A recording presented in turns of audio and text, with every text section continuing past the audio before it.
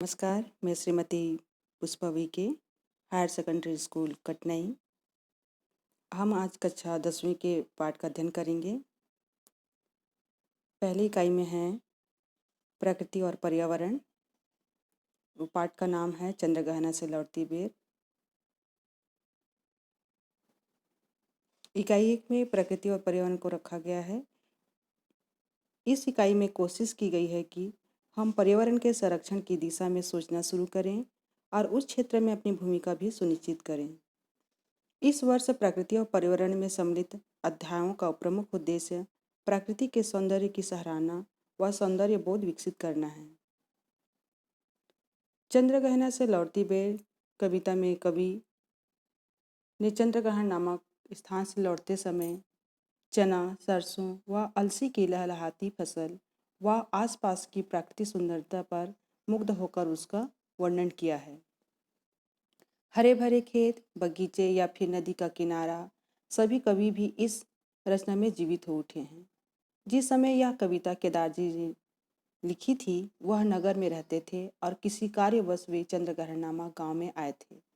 लौटते वक्त एक खेत के पास बैठकर वो प्रकृति का आनंद लेते हुए इस कविता की रचना करने लगे। अपनी कल्पना में वे खेतों में उगने वाली सारी फसलों को मानवीय रूप दे देते हैं और उनकी विशेषता बताते हैं और वे भी बताते हैं कि क्यों सुंदर लग रही हैं।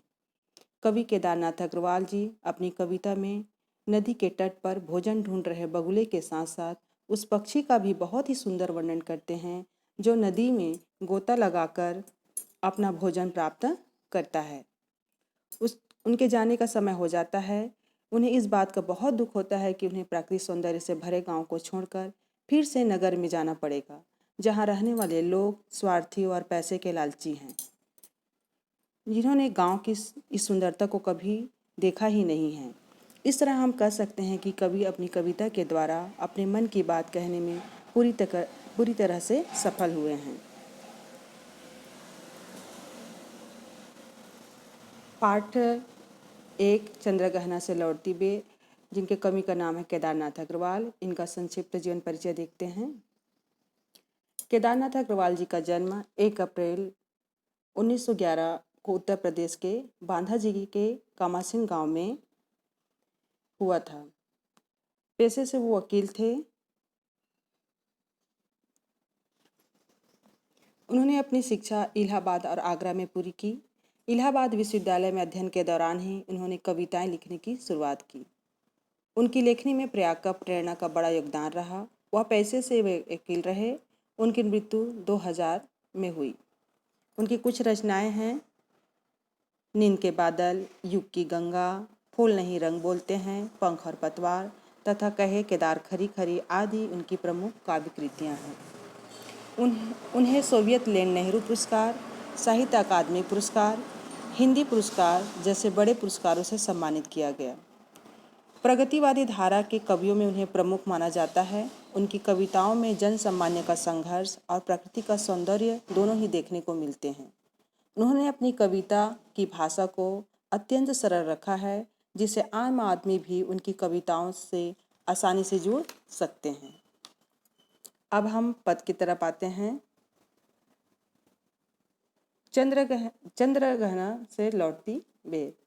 देख आया चंद्रग्रहण, देखता हूँ दृश्य अब मैं, मेड़ पर इस खेत की बैठा अकेला, एक बित्ते के बराबर यह हरा ठिंगना चना, बांधे मुरेठा सिर पर शीश पर, छोटे गुलाबी फूल का सजकर खड़ा है। यह हमारा पहला पद है।